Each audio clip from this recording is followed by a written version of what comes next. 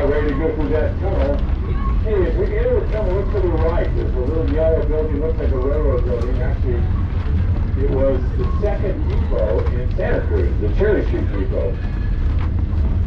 Seems unusual to have a depot at the entrance of a tunnel. Actually, you always build a house for the guys who built the tunnel. When you're all done, railroads oftentimes convert those little houses into depots. Here we go, 917 feet.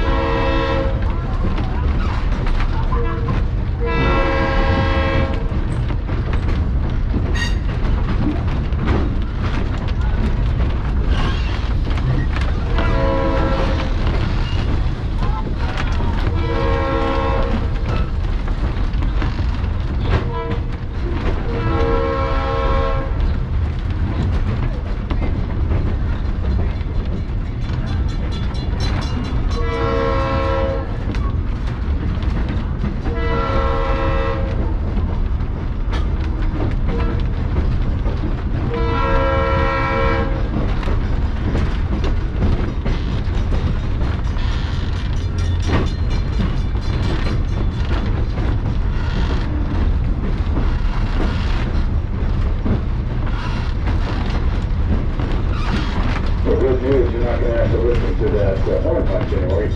The law requires that you go 2 arms to short and long every time you cross the road. And our locomotive technically is going backwards, so those horns are facing it. It's a little bit louder than we would like. Right now we're climbing up a 3.5% incline. That means every 100 feet we're going forward, we're climbing vertically 3.5 feet. That's very substantial for a railroad. Cars doesn't happen, but the railroads, they never like to get above 2%. This approach was actually made from all the dirt that was excavated in that tunnel way back in 1876. Now sometimes when an engineer is going up with such an incline, they'll feel their real equipment if they're trying to pull this heavy train up. Since the very beginning of railroading, engineers have always had a very inexpensive solution, that's sand. Hundreds and hundreds and hundreds of pounds of sand loaded at either end of the locomotive. Whatever the uphill side, if the engineer feels any slippage, he just pulls the sander. Sand coats the wheel right before that big iron wheel gets there. You get sand between 2 pieces of iron, the wheel and the rail. Greatly increases the traction. Now, if we should continue to slip, no problem. We have Westinghouse automatic air brakes. George Westinghouse, one of the great American inventors. Oftentimes we overlook it. Westinghouse, we always think about Edison and that light bulb photograph thing. But Westinghouse made a tremendous contribution to the world when he invented a braking system whereby the engineer could actually stop the train. Prior to the invention of the air brake, the only way an engineer stopped the train was to signal other men to put on the individual brakes on each car. That's what a brakeman was all about. The engineer would signal them with the whistle, put the brakes on and release them. Brakemen would run between cars. Those brake wheels would be at the top of the off cars. They carry a handle, like an axe handle for extra leverage. They wind it down and release them according to whatever the engineer instructed. But it was very, very slow, very dangerous. Brakemen, many brakemen died working on railroads. As many as 100 per week. And as I said, it was really slow. Many people saw train wrecks. Many people were a little bit perfect about trains. Now, one of those people was Charles Dickens, the famous English author. Dickens refused to write on trains. He was worried about it because he keeps train wrecks. Author George Westinghouse, and he decides, hey, he's going to invent a system whereby the engineer himself can help stop the train. He saw a train wreck between the Schenectady and Troy railroads and decided this is his chance. He went back, he was a machinist by trade, and he started to develop a braking system. Tried mechanical, that didn't work, tried on column systems. They would work until he read a magazine article about a tunnel. The tunnel was being built between France and Belgium. It was called the Mount Sinai Tunnel. 1,500 feet of solid rock. It was how they were getting through the rock that impressed Westinghouse. They were using air to drive hammers. It was the first jackhammer. Not only that, they had about 1,000-foot hose to get the power to the tunnel area. Well, do correctly, so my thought that if air can do wood, maybe apply brakes. Studied it, tried to sell it to the major railroads in the U.S. They wanted nothing to do with it. He was a driven guy. He got some investors buying his own railroad, the old Panhandler. Locomotive and 7 cars. Built a working model of his railroad. And he decided he could show the world. He might have just been around on that very first trip. They were pretty impressed. They went to a couple of towns. No braces. They didn't stop. After the third town, they went to a long first tunnel. Now, the other there was a railroad. When you went through a tunnel, there was a speed you had to speed up. If you did it, all the smoke would kill your passengers. So here's the speeding train going through a tunnel. This tunnel told the story. The last second, engineer realizes there's a couple of horses in the road just after the exit of the tunnel. They had frozen in the tracks. They reared up, knocked over a buckboard, and they dumped around the train in the wood. They literally measured it. There were 4 feet. And you know, it was just very impressive history in there, and they wrote that first person account of this wonderful invention. Well, railroads started to the ticket was only passenger train. Not for safety, it was nobody could sell extra tickets. Somebody could flag the train down, the engineer could stop the train and sell the ticket. Took an act of Congress, the Railroad Act of 1897, it took in 1900, if you're going to be doing business in the United States, you have to have air brakes and you have to have safety couplers. Now it's a switch stop and very quickly. Over here to your right, you'll see this long driveway. They used to have railroad tracks. Railroad tracks were the very first gunpowder plant on the west coast of North America. The California started was. It was 1861 because the Civil War was going on and you could not get gunpowder on the west coast. It was feared the Confederacy would steal it. So an enterprising banker, a man named Baird, in San Francisco, he searched the civilized, found the stock center located in California near the ocean, and put together the California Powder Works. Now there are three ingredients in gunpowder: charcoal, sulfur, and potassium nitrate, that are known as saltpeter. Potassium nitrate and sulfur could be brought in from ships, but charcoal is right here. You can burn hardwood, especially willow, to make a fine quality gunpowder. So we put together the California Powder Works. Had over 20 wheelhouses. Now to produce gunpowder, you take 10% sulfur, 15% charcoal, and 75% potassium nitrate. You have to mash them together. That's the secret. There are 20 wheelhouses down below. Each had 3-foot walls on 3 sides. The open side facing towards across the canyon to channel the explosion they knew inevitably would happen. In those wheelhouses would be 2 7-ton wheels. 6 feet tall. Iron wheels were drawn in close circle over a steel plate. They would mash those ingredients together, then they put press it into a sheet, put it in the corning mill, put a little graphite with it, and that was all gunpowder was. So it was that mashing it together where it was dangerous. There was many explosions down below. The biggest one was in 1898, at about 5 in the afternoon.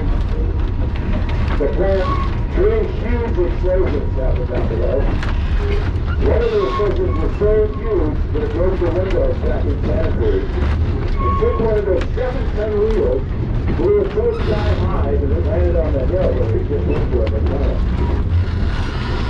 Well, it was the number one employer for many years, over 200 people, but that was it. People were afraid to live in a gunpowder plant. This area, when they built it, was very isolated. Little by little it became populated. People like the idea of living in a gunpowder plant. 1914, bought out by DuPont, moved out of town. Whole area of Santa Island for 10 years, and then Masons from the Fresno area. Fresno can be very hot, bought this area. It's a campground, but now it's basically cabins. It's called, ironically, Paradise Park, because over the years, 37 men and boys passed away down there working in the gunpowder plant. Very dangerous business. But it was one of the 3 big employers in this valley. You were working in this valley, that's what you did. You either worked there, or at the lime kilns, or in the lumber industry. Now just up ahead, was already across Powder Creek Circle. You look on your right across the road, that's Highway 9. Way down at this, it's just such a quick glimpse of the center where the old gunpowder plant used to be. It's got really good highs. They still have a herd over. They have a single-lane covered bridge that residents used from both sides from their days to Powder Works. I think it was 1872 it was built.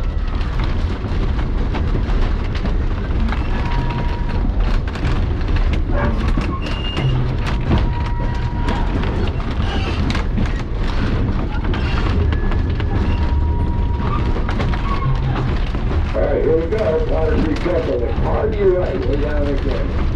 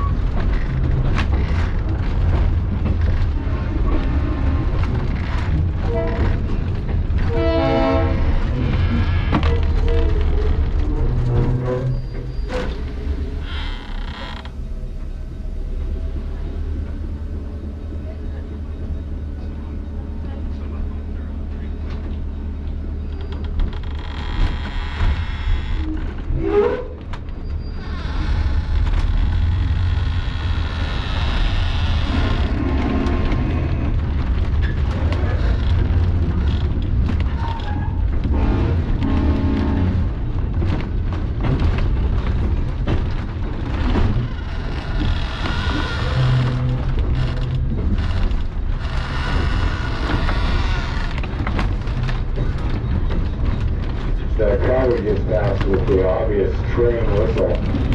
What else are you going to use it? Highly illegal, by the way, just so you know. A little too many decibels floating around there. We had to slow down and stop because we had to flag a crossing arm. Somebody ran through it. So we have a crossing arm on one side but not the other side. So we have to hand flag it. Fireman gets out, gets his flag out there, make sure nobody's coming so he can safely cross.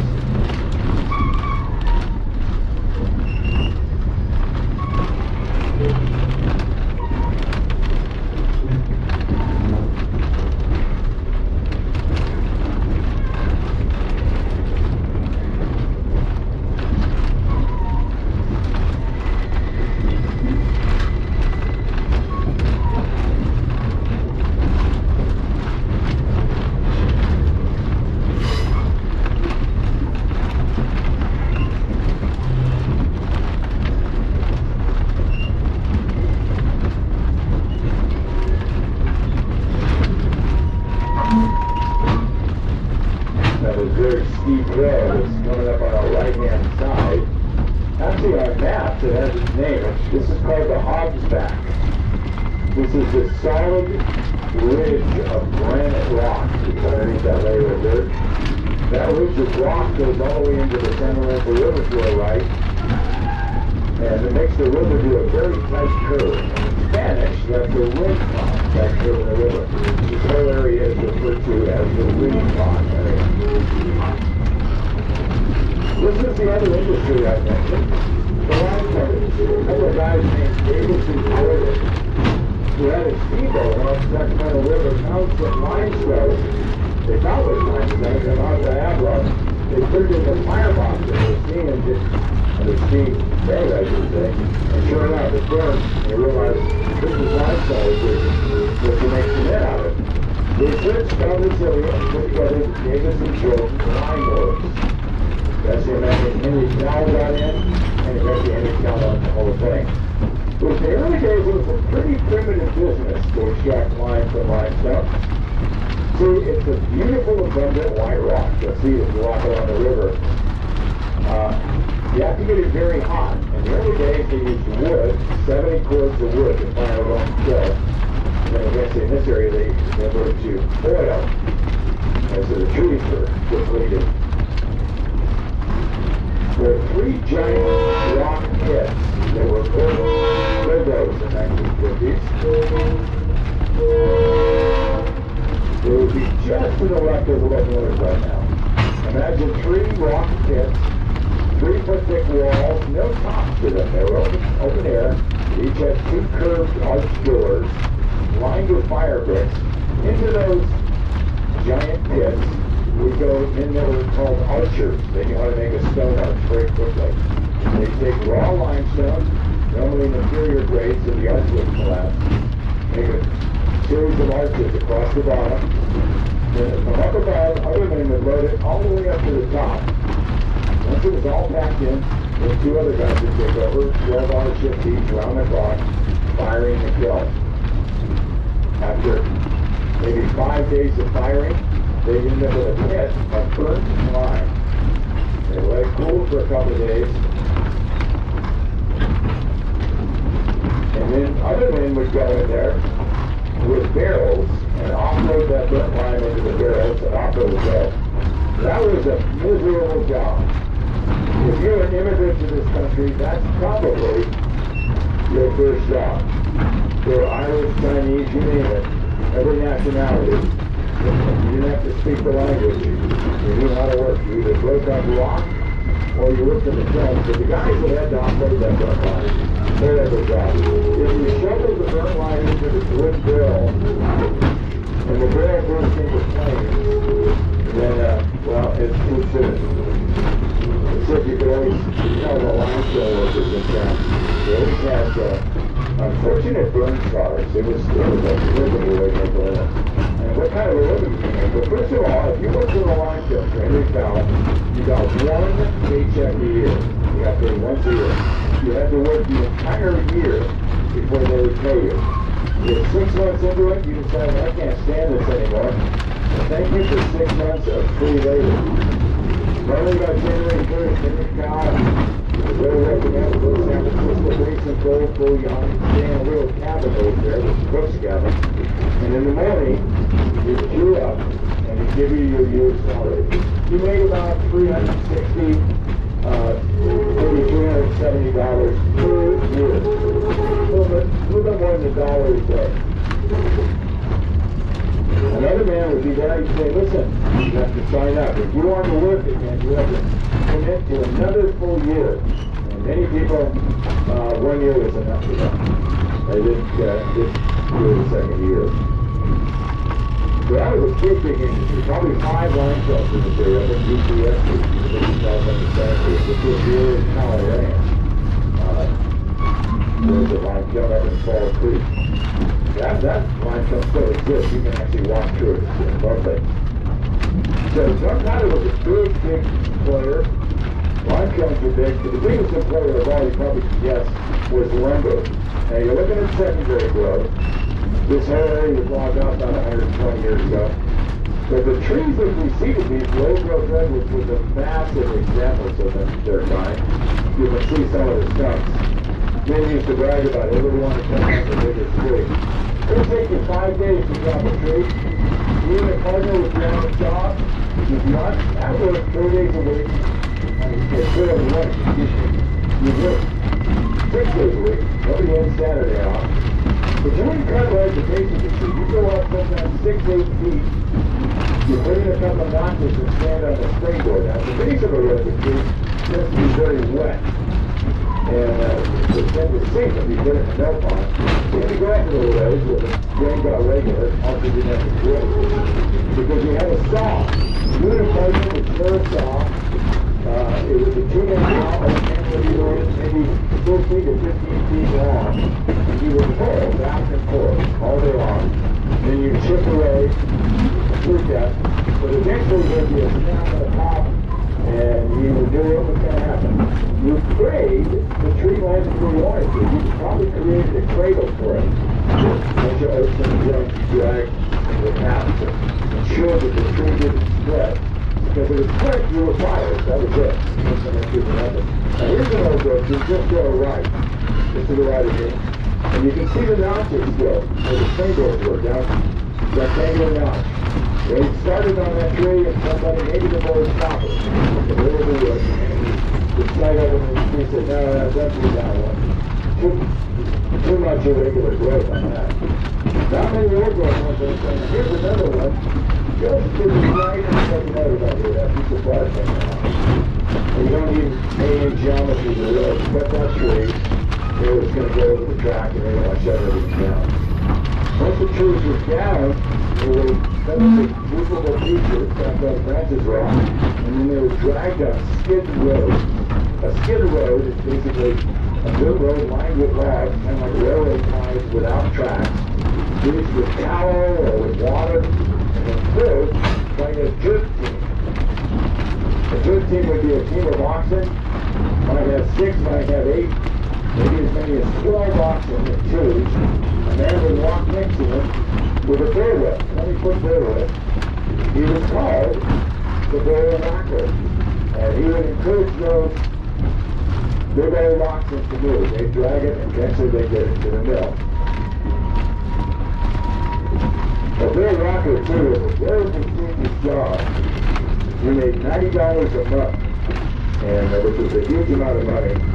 But you had to take care of all those oxen too. You had to put them to bed at night, feed them, do all the things you do.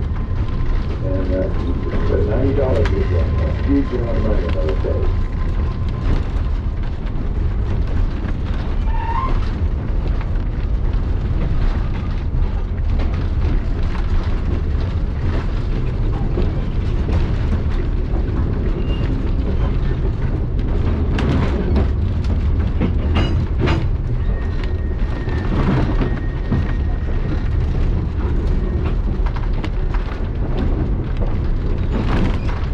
Just up ahead, we're going to go through a very narrow cut.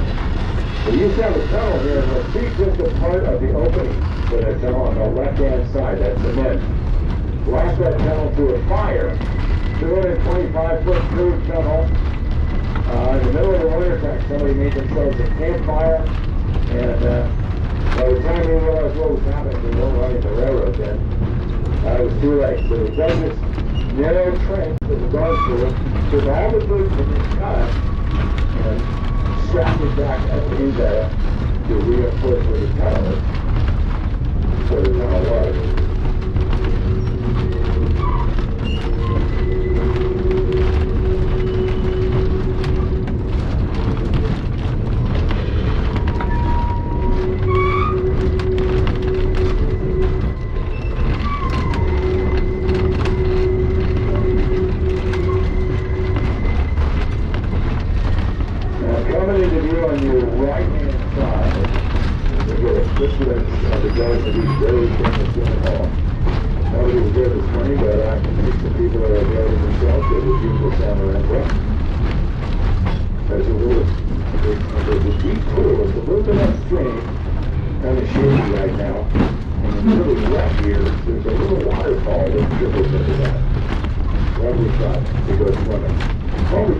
Because well over 100 years ago it was a skinny dipping spot. So it was kind of a neat on having a stitch on. In fact, there's a story that one of the city fathers, well over 100 years ago, really didn't like that reputation of near his town itself of having a place where people skinny dip. Kind of an amusing story attached to it. He got other men, he was very indignant about this. They went to the sheriff and said, hey, I want you to go down there. You see somebody new, I want you to write them a ticket. We've got to stop this. The sheriff, I'm sure, was less than thrilled. He's got a ways to out of town. The story goes, it was a hot July. Sheriff hadn't been down here, well, I better go down there. He was on horseback back then. We got up to where we just saw, and sure enough, on the rocks, you could see clothing. And he knew that people were getting whipped down. Sure, there were 2 people in the water. He went down, could not believe his luck. The person in the swimming was the man who demanded that people get tickets. He'd been up here steelhead fishing with his son. It was very hot. He said, well, let's not get clothes wet, let's just go skinny dipping. So he's the first guy to get back to the law that he insisted be enforced.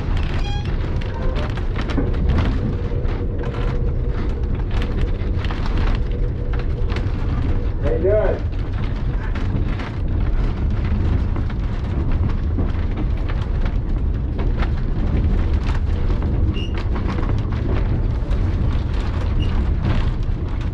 The river down below is called the San Lorenzo. Gaspar de Cortella, the explorer, he was crossing the river mouth way back in 1769. He was naming everything. He said, let's call this one the San Lorenzo. The St. Lawrence Bay, whatever that is. Well, that's now the name of the entire valley. In his expedition, he had a brother, Juan Crespé. Juan Crespé was brought along. He was the diarist. He wrote everything down. Kind of wrote himself into history when he said, we've seen trees of unusual size and color, and he referred to them as Colorado. Well, that's still the common name. That is redwood. He was absolutely right.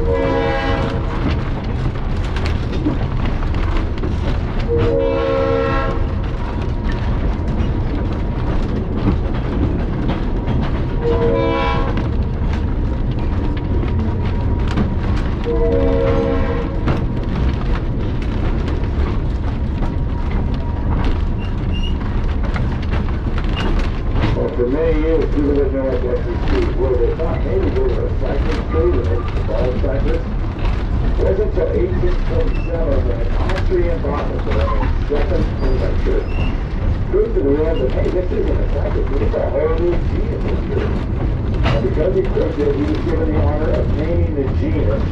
He's the guy that came up with the name Sequoia.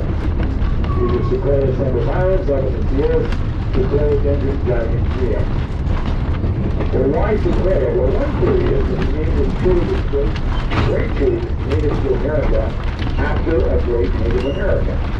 There was a man named Sequoia. He was of the Cherokee Nation. Great man for a great reason. He's not Cherokee. His mother was Cherokee. His father was a German trapper. His people had no written language. hence no written history. He was literate. He talked about books as the talking leaves to people. And he realized that he had to be the person to come up with it. He worked for years and lots to the story, but he eventually came up with 86 letters in the Cherokee alphabet. Went so far as to translate the Bible and other great books. Went so far as to even have a newspaper printed up. And of course, gave them a written history. Well, it's thought that maybe Devin Emmerich wanted to commemorate that great accomplishment, great tree native to America, after a great Native American. And speaking of great trees, once we cross the river, on the other side, it's going to be old growth trees.